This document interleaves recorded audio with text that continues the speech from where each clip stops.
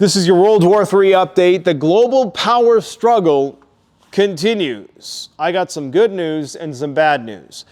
The bad news is it appears as though an age-old territorial dispute has been reinvigorated on the border between Pakistan and India in the Kashmir region. Both, of course, are nuclear states. This is just another manifestation of the East-West divide, which really, when you think about it, began back in 2020 with the release of that biological agent.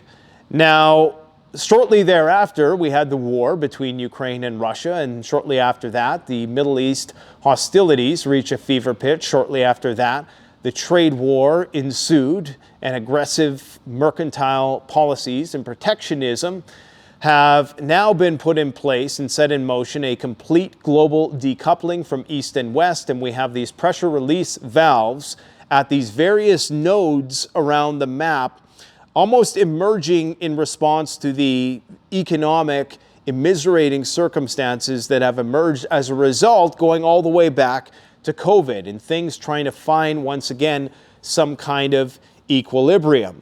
Now, the good news is that there are some auspicious signals coming out of China and the United States and possibly Iranian talks, and not that there's not going to be a conflict, but that we may have bought ourselves a little bit more time, or our leadership is just too cowardly in order to pull the trigger just yet. So that means we have a bit more time to prepare. But don't be fooled by the 7% run in the markets this week that was solely on the basis of some rather ambiguous, dovish language exhibited by Donald Trump at the beginning of the week when gold was about to hit 3,500 and stay there.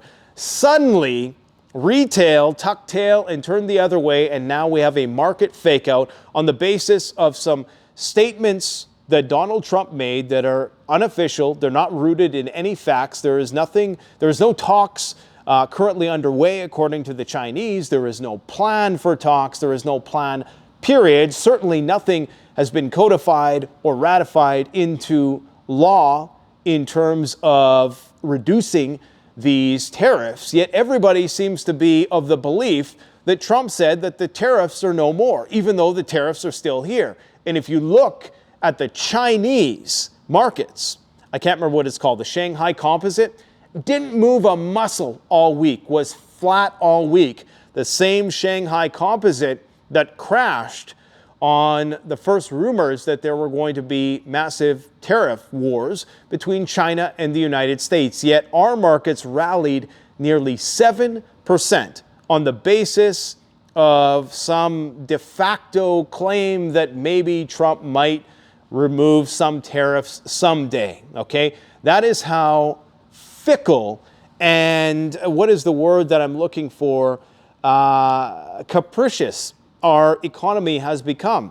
I mean, they're investing in fart coin again. Fart coin is rallying. Trump coin is rallying again. All the altcoins and the crypto bros and the Bitcoin and Ethereum, they're all rallying this week, and that tells you that this is a bunch of nonsense. And next week, I think the reality is going to sink in once again. You know, it's rather poetic and possibly another sign of intelligent design, wink, wink, wink, wink, that gold closed this week at $33.30 on continuous contract, and silver closed at that golden number, that silver number, 33 as well. They seem to love that number. Who's they? I don't know who the hell they are. You tell me who they are. But I just think that that is either incredibly coincidental, or somebody is trying to tell us something, that the game is rigged and the sheep are about to get sheared once again, perhaps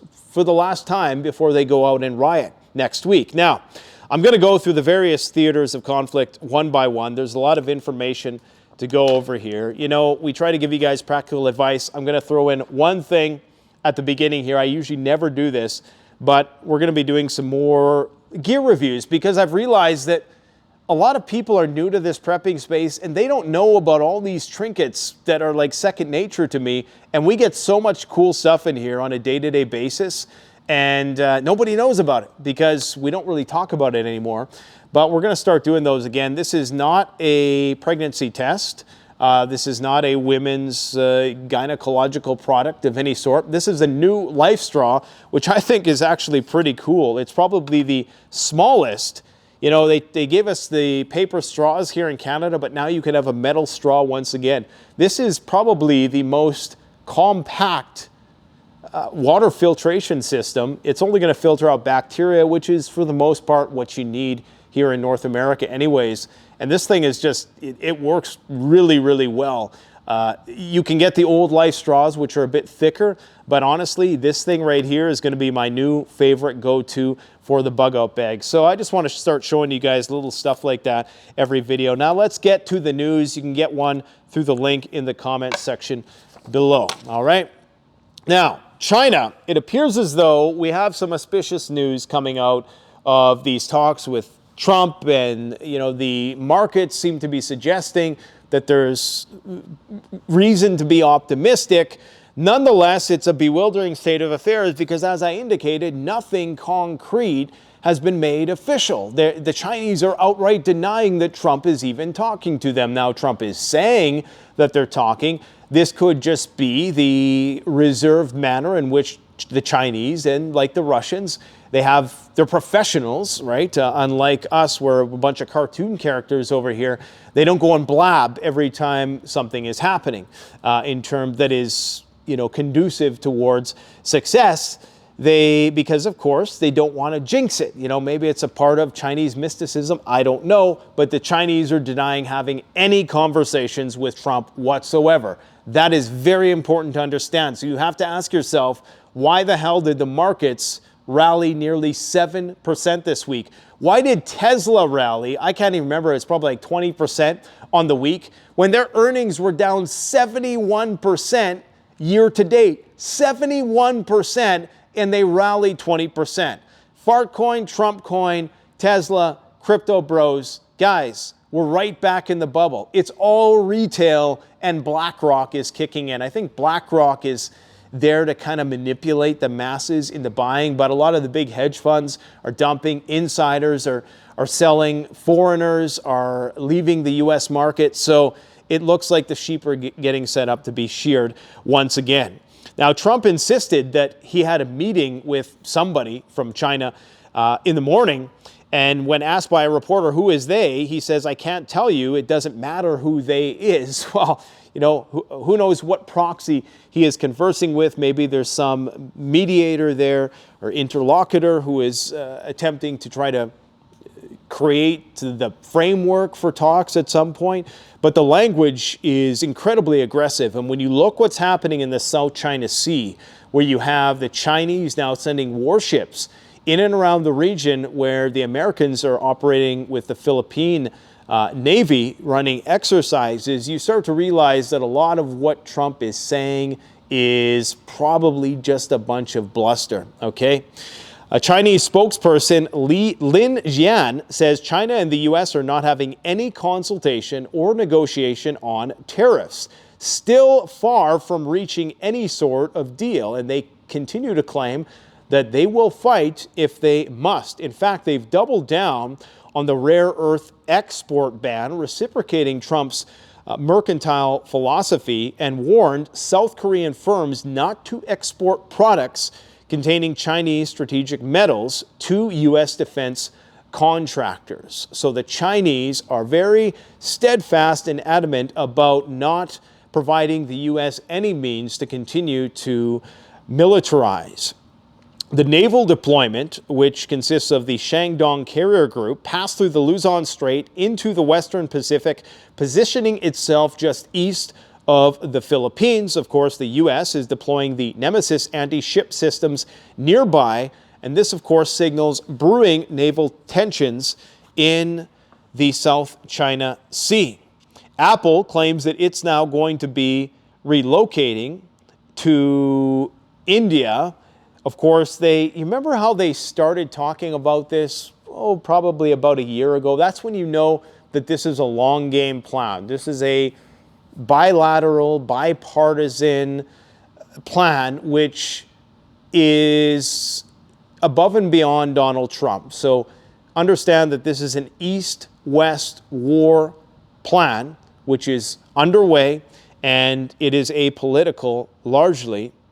So Apple has confirmed that the U.S. iPhone production, emphasis on U.S. iPhone production, will be uplifted and uprooted, I should say, and moved to India by 2026. So that's what's going down this week between China and the United States. And the most salient point, of course, is the one that is being buried in the lead, and that is that the Chinese and the U.S. are not in negotiation, but despite that, the markets continue to rally for some hysterical reason. Now, in terms of what's going on in India and Pakistan, of course, both nuclear-armed countries, my intuition about this is that this is probably going to fizzle out. But I think the emergence and manifestation of it in the first place is indicative of the increasingly economically austere and just volatile geopolitical climate that we currently find ourselves in.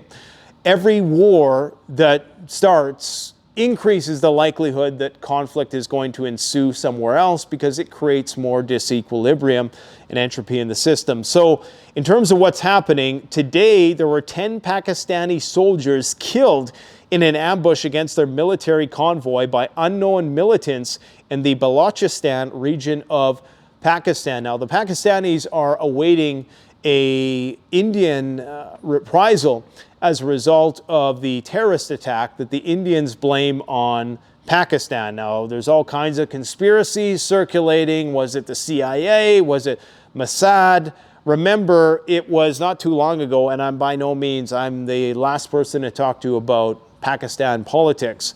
But I do know that their most recent leader, what the hell was his name? He's in jail, okay? And he was a leader of the people, and he was basically put in jail by whatever sort of puppet government they have in there at this point in time. So I don't understand the politics, but I know that it's a very volatile situation, and there might be some truth to the fact that this could have been outside forces trying to instigate something between Pakistan and India. So we have all kinds of video footage of heavy Pakistani equipment moving towards the Indian border. Pakistan is, as I indicated, anticipating a potential Indian attack. Local witnesses confirmed troop deployments into border villages. Pakistan's defense minister, when talking to Sky News, has said that rising tensions over Kashmir could trigger an all-out war. And I would say that he was rather flippant about the prospect of it going nuclear. Perhaps they haven't played that tape through, or maybe it's a sign that they aren't really serious. But when asked about this, when asked about the prospect of things going nuclear, he said they very well could on the basis of one terrorist attack. I find that hard to believe.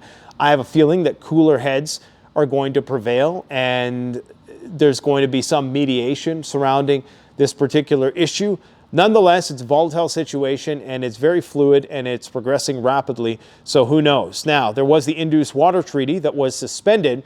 India has suspended a treaty, a 1960 treaty, which threatens Pakistani's vital agricultural water supply. There's some misinformation online that is suggesting that the water has been cut off to Pakistan. If that was true, the nukes have already flown. In fact, India does not have the infrastructure capable of doing that, okay? So that hasn't happened yet, but what it means is that whatever sort of terms were agreed to in this treaty are no longer going to be in action. So that intensifies hostilities between the two. Pakistan's stock exchange plunged 2,400 points on the fears of escalation, and I'm not sure what the status of the Indian markets are, but I'm sure it's rather similar. There were numerous alerts sent out to the Jammu and Kashmir hospitals to establish 24/7 emergency centers. Medical staff are banned from taking any sort of leave. They're preparing for mass casualty events, possibly full-blown war in the Kashmir region. And recall, the late, great Zhirinovsky, one of the paragons of Russian prophecy. He was the one who predicted the Russia-Ukraine war to the day. He claims in 2004 that the war between India and Pakistan is going to lead to the deaths of 200 million people. And of course, that is now hauntingly relevant. However, people have been predicting that for a long time, and is it really a hard prediction to make? 200 million.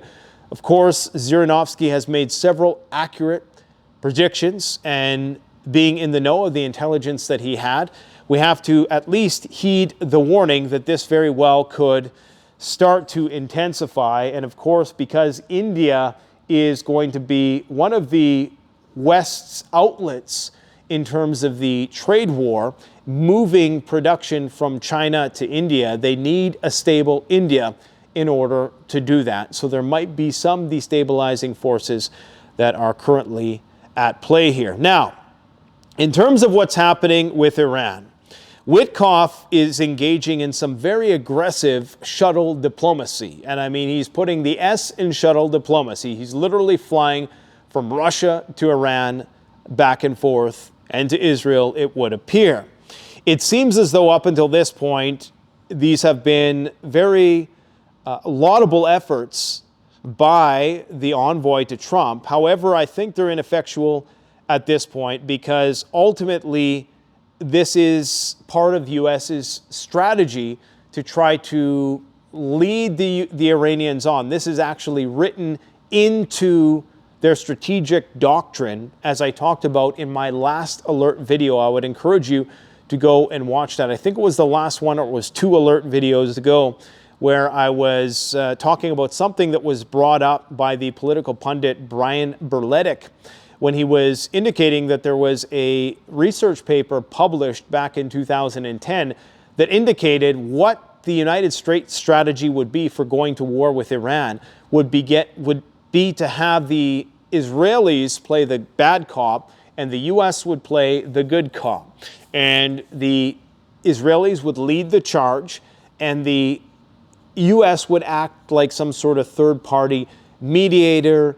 And when the Israelis did attack and provoke the Iranians, and the Iranians responded, that's when the Americans would enter into the conflict. So everything we're seeing right now maps onto that. And never forget what happened with Saddam Hussein, who they proved didn't have weapons of mass destruction. They went in anyways. This is about regime change. If they can't get regime change, then who knows? All bets are off in terms of the extent that they're willing to go. They continue to move copious amounts of military equipment into the region. And I forgot to say that apparently there's been something like 80 different cargo planes flying from the United States into India in the last 48 hours. Okay? We're seeing that, of course, in Israel on a day-to-day basis. Not that many, but in the region is becoming very heavily militarized. Now, Iran has proposed freezing uranium enrichment and granting IAEA inspections in exchange for sanctions relief. I can't see the Iranians getting any sort of sanctions relief unless they completely get rid of their nuclear program. I just can't see that happening. Otherwise, that would be exactly like the JCPOA. Now, U.S. envoy Steve Witkoff was initially open, but Washington ultimately rejected the proposal in Rome. Only a full comprehensive deal will be accepted within 2 months. So they have 2 months to get this done. And of course, that started like a month and a half ago. Right now, Iran is deploying brigades to secure borders with Pakistan amid India and Pakistan tensions. And we have the dissident Prince Reza Pahlavi, who I believe is the son of the Shah in Iran, the former Shah in Iran, has urged the use of Iran's frozen funds to aid anti-regime strikes and Starlink deployment inside Iran. He claims that the talks have failed and the talks have actually collapsed, and everything that we're seeing is just pantomime theater.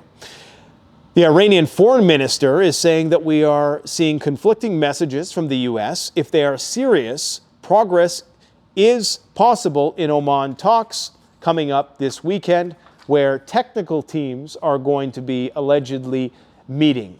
But remember what happened before Lebanon, before the decapitation strike on Nasrallah. There were all these talks about how we're on the brink of making a deal and there might be some sort of peace brokered, and look what happens. So this is something the Iranians need to bear in mind and remember at all times, that this is a part of the U.S. strategy, is to kind of lure you along and then blindside attack. Now, Trump's statement on a potential war with Iran, he says, no, I may go in, or let me rephrase that. The question was,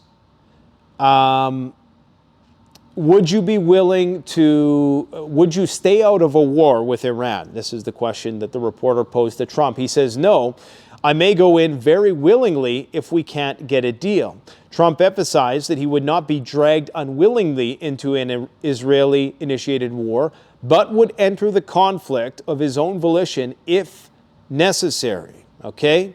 And Ukraine just got a couple more F-35s, 3 to be exact.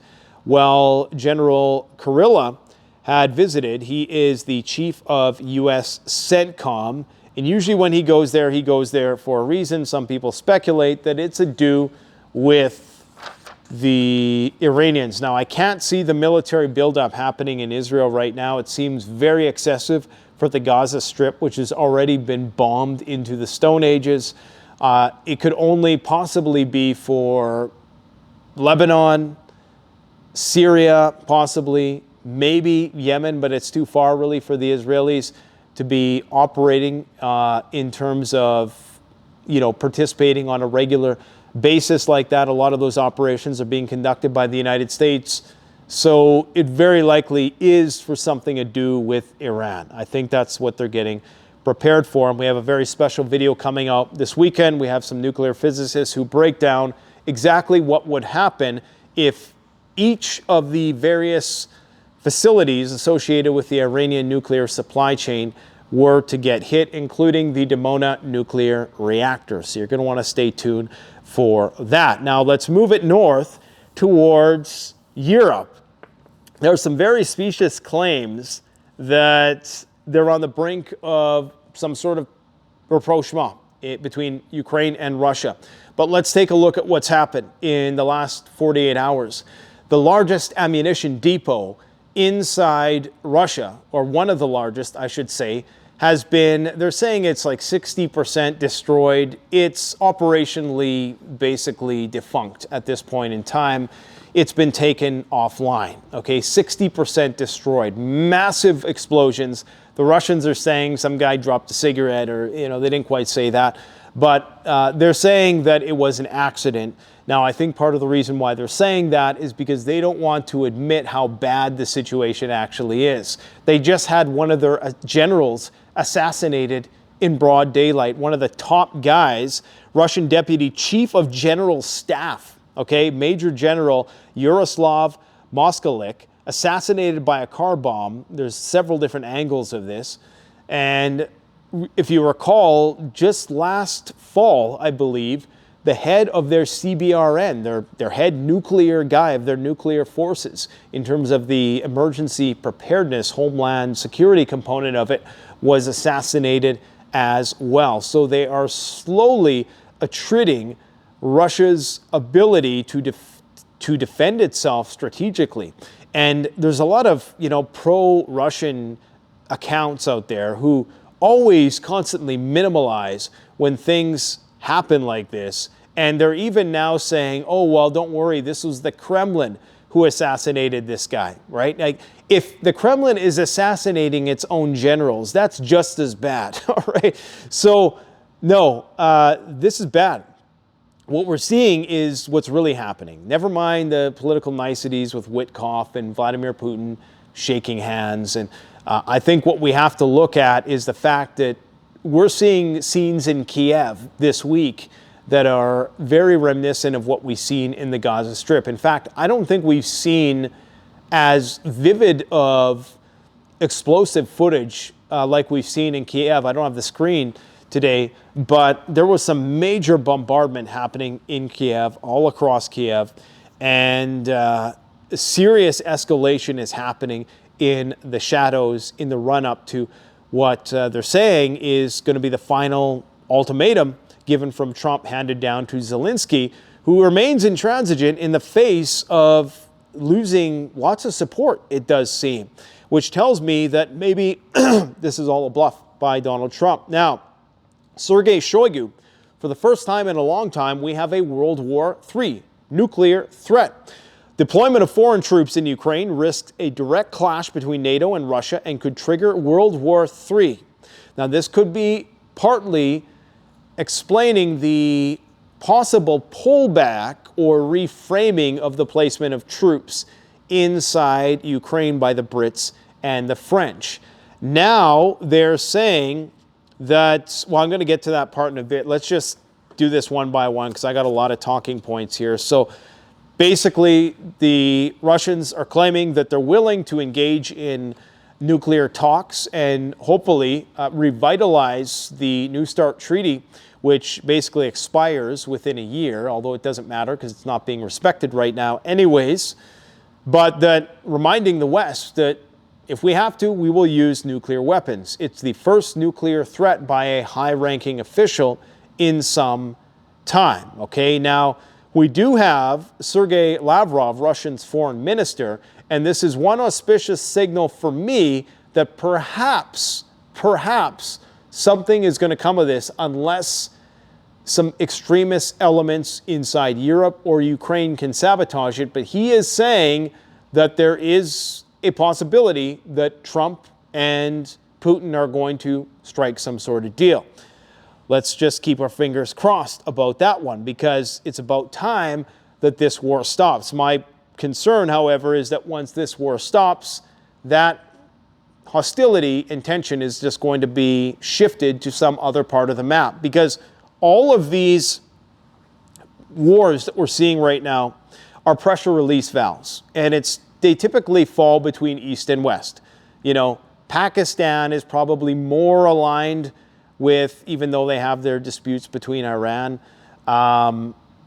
they're probably more aligned just incidentally even with the East, the Eastern axis, by virtue of the enmity between the Chinese and the Indians. So it's basically a bipolar world. People call it a multipolar world, which perhaps it is when looking at the specifics. But ultimately, when one situation cools down, that energy, that negative hostile energy is going to move to some other pressure release valve on the map. It could move to Pakistan. It could move to the Middle East. Maybe they want to get the Russian-Ukraine war into a stasis or possible remission so that they can focus on the Middle East or focus on China because they can't have all these things going at once. We're really in a world war when you really think about it. It's just low to moderate intensity at this time. I mean, look at the map, right? It's just the nukes aren't flying yet, that's all. And once they fly, it's going to be a very short war. At least, you know, depending on some military analysts' projections. So Shoigu has also stated, remember he used to be the defense minister of Russia, he's accusing Ukraine of preparing biopathogen terror attacks using minors, retirees, and poor citizens for sabotage. Now, I'm not sure if these are going to be benign biopathogen threats, meaning something like anthrax or maybe some carfentanil bomb or something. I mean, that's something we haven't seen quite yet. Of course, you wouldn't want to do something that was too viral because, of course, it would ultimately end up infecting you. However, if you wanted to shut everything down, releasing another biological agent may be in the cards. And the way that those coronaviruses are emerging, SARS, SARS-2, MERS, we're almost due for another one. When you think about it, every 5 years or so, 7 to 8 years, another one seems to be presenting himself, and that's all novel. So I'd say we're almost getting to the point where we're overdue for something, avian flu or some derivative of that. Now, the high-ranking assassination of this Russian deputy is very serious stuff, okay? This is a major operational loss for the Russians. Without the brains that can plan the actions of huge masses of troops like this guy was, they're military chain of command is severely debilitated, regardless of how much they try to downplay. They always try to downplay this stuff, and that's because they're trying to maintain a poker face in these negotiations at this point in time. If they were to demonstrate that this actually affected them, or even to put the blame on NATO, it would potentially drive a wedge in the negotiations. They know how the game is played, okay? So they're playing along. They probably know that Witkoff is stringing them along, and they are trying to do the same. That's all this is, that buzzword that I love to use, temporizing, okay? Now, France has removed all restrictions on the Scalp missiles it provided to Ukraine.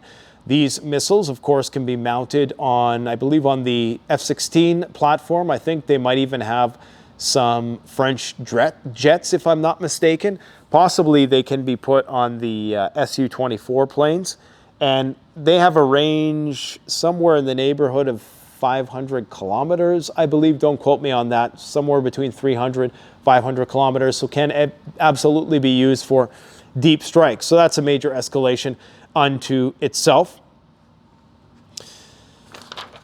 Kiev was bombarded with a massive strike earlier in the week. As many of you probably know by now, NATO officials were chief among those targets, particularly French personnel, military plants, drone manufacturing centers, air defense systems, civil military integrated facilities. Now, of course, the Ukrainians are going to claim that it was all just civilians and, blah, blah, blah.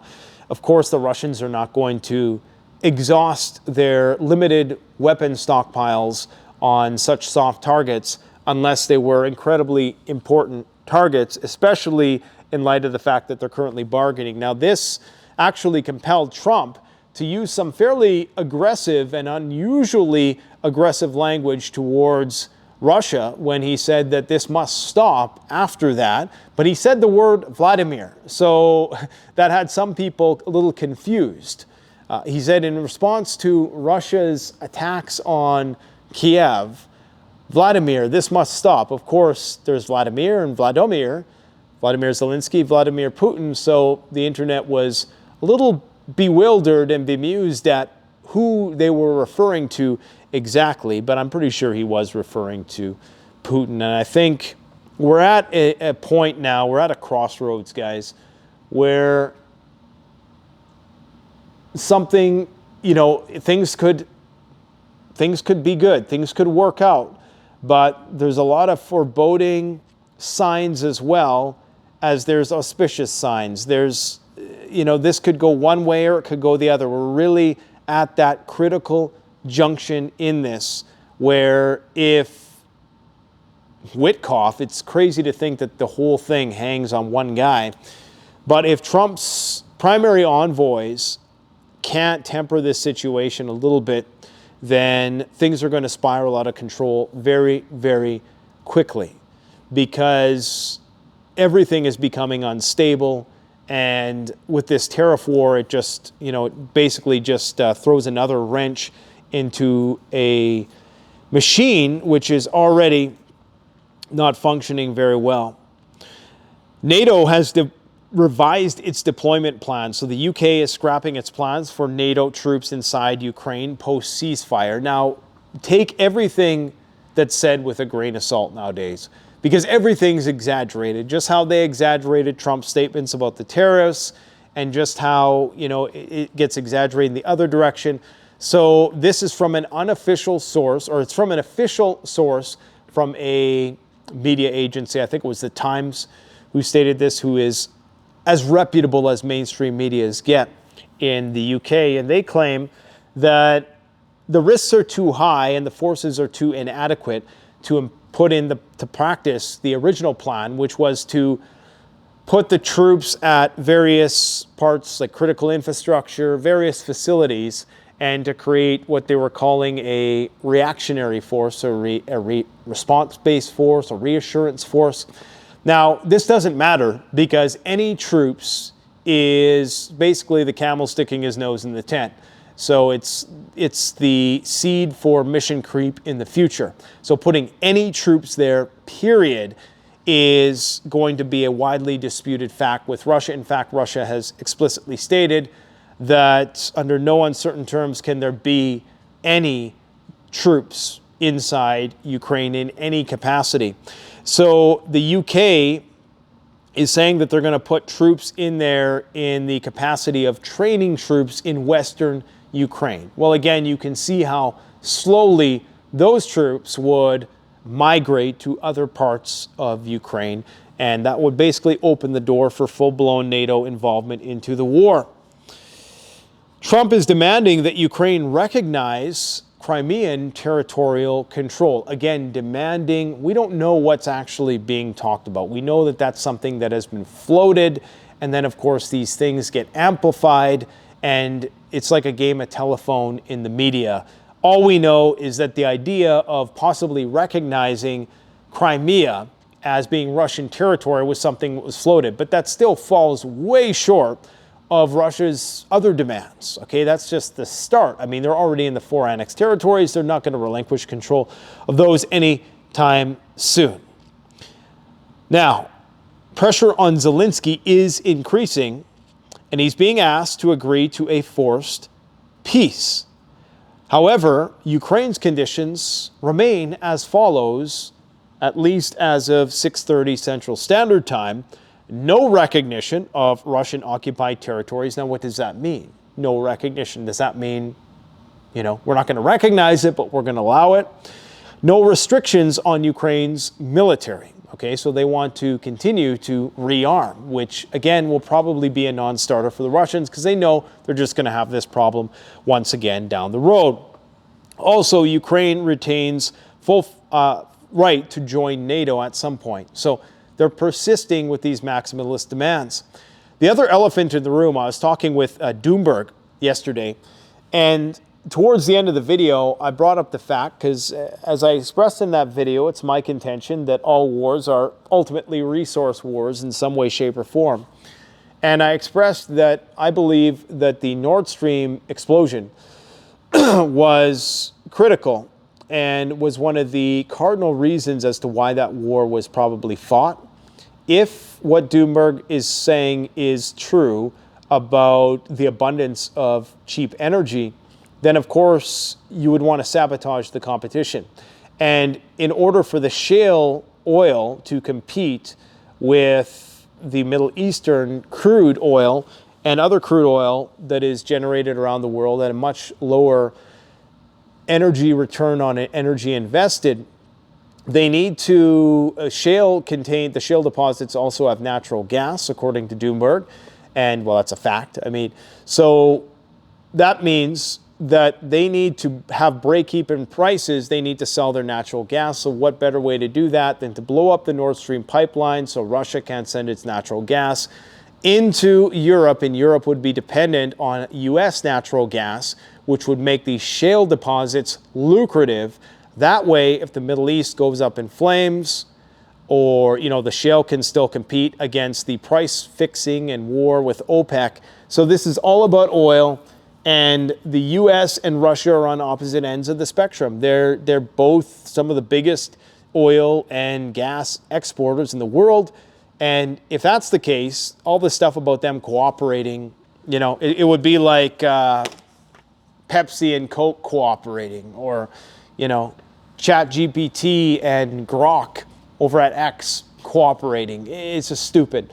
So I think that's what this is really about. And this is why I think a lot of this is just fake, this phony diplomacy that we're seeing. I mean, they're talking about putting $27 billion into a Golden Dome missile defense system that's meant to defend against Russian and Chinese nuclear weapons. You would only be doing that and developing these secretive hypersonic missiles if you were worried about World War III. And so it's all phony baloney stuff, but the Russians, hey, they'll keep them on the line. It's their dime, right? Witkoff's the one spending all his money flying all over the place. London peace talks were canceled this week after the U.S. frustration with Ukraine's refusal to cede control of Crimea. I believe Mark Rutte, the NATO chief, talked with Trump this week and was trying to encourage him to not make any maximalist demands on and ultimatums with the Ukrainians. So, like I said, it's all up in the air. Anything can happen at this point. The UK simulated a Russian nuclear attack on their island, and wouldn't you know, they discovered that the Russians could completely destroy England. What a surprise. I got a funny one for you guys. We're going to take a little sidebar here, a little intermission. Somebody from Newsweek messaged me and asked me about one of my videos. Could they use it for their article that they're writing? I think it was some kind of intern or something, because, boy, the questions they were asking me were like, pfft. Listen, this is one of the emails they sent me, okay? Get a load of this. Hi, Nathan. Thanks so much for your reply. I wonder if you could share any information about your background and expertise on the topic of nuclear blasts and fallout shelters. Have you ever survived a nuclear blast and have had to build a nuclear fallout shelter like the one described in the video? If so, what was the experience of surviving a nuclear blast like? How terrifying was it, and did you survive? Now, I don't know if they just copied this off of ChatGPT, okay? Because clearly they have a very international sounding name, okay? I'm not going to give away their name, and but I know it was from Newsweek because the email was from Newsweek, unless it was some kind of spoofing scam or something. But I think it's legit, and apparently they had a chat with their editor, and they say, depending on your background and experience with nuclear blasts and building fallout shelters, she wanted to see if we can do a first-person piece. Well, I should just go with this. I should just be like, yeah, you know, back when I was in my 20s, my first nuclear blast that I lived through, you know, I could just make up a war or something. But I'm sure one of their editors will catch on. I'm sure once she brings this to her editor, and her editor sees what she's written here, she's going to be, you know, especially I presume her editor's maybe got a few years on her, maybe a Cold War survivor, and she'll remind her that no nuclear weapons have been used since World War II, at least not on civilian populations, or at least not in war. So anyways, I mean, that is just the reason why I bring that up is because Britain simulated a Russian missile assault using nuclear weapons, and to their surprise, apparently, or to the surprise of the masses, England was destroyed. Probably could destroy that with a couple Belgorod torpedo nuclear weapons that have a 50 to 100 megaton yield. Bases were destroyed immediately. Fighter jets annihilated on the ground. And according to Air Commander Blythe Crawford, it was not a pretty picture. Who would have thunk it? Anyways, that's what's going down there.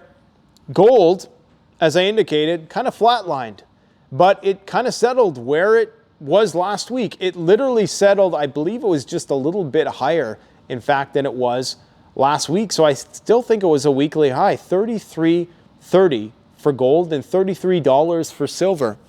Remember when I said that that was a number they love and we're going to see weird things start to happen in the 33s? Well, that squeeze up to 3,500 was telling you something, guys. That was telling you that the system is very volatile, and I think that's why they came out with some of the dovish language and dissent, and they were just lambasting people with bullish news for a while there earlier in the week, despite not having made any deals whatsoever, because they knew the system was starting to break, okay? And had it transcended 3,500 bucks, I think you might have even seen retail take an interest, which they haven't yet. People think $3,500 is a high price for gold. I got to say, it really, I mean, there was a time when $100 was a lot for gold. So, you know, there's going to be a time some year from now when $10,000 is going to seem like a fair price, you know? Oh, if you buy the dip at $10,000, that's going to come at some point. It's what is the dollar actually worth is what it all boils down to. I forgot to say, make sure you vote on Monday. I'm voting for Pierre because I don't want the guns taken away. And if you're a liberal out there, you don't want your guns taken away either, because what happens if we have a Fourth Reich fascist dictatorship? You're going to want to have the ability to go and hunt and do sports shooting as well, right? So, you know, just think about these things. Think it through. Think it through. You want more rights, not less. Don't let them play you like that, okay? We've seen some irrational behavior in the markets, as I indicated. Retail is doing the opposite of what the smart money is doing. Fartcoin is coming back. I mean, it's ridiculous. There was a Russian satellite that malfunctioned. Cosmos 2553, a Russian satellite linked with a nuclear weapon research program, is spinning out of control. Now, it was initially launched under the guise of high radiation research. Of course, the United States believes that this satellite, which is now spinning out of control and quite possibly a radiological threat, is still now tumbling uncontrollably towards Earth. So there is a risk that the weaponization of space that we know now, SpaceX, is going to be involved in, is going to start to ramp up as these hostilities around the world continue to spread. I hope that wasn't too obscure a daily analysis. I hope I gave you some things to think about. If you want to support the channel, the best way to do that, guys, CanadianPreparedness.com. We got all kinds of the latest and greatest gear like this in every price range from $5 to $5,000. We got it all. That's the best way to support the channel. I have to go and weed an orchard this weekend. I got to dig some holes in the ground for some trees. I'm digging a pond this weekend. I'm getting the garden beds, getting the soil in the garden beds, getting a spot ready for a chicken coop, getting a rain catchment system all piped in from the greenhouse. Just, you know, one thing after another. Probably going to be a day at Home Depot tomorrow, so maybe I'll see you around. Thanks for watching. Don't forget to like, comment, subscribe. Canadian Prepper out.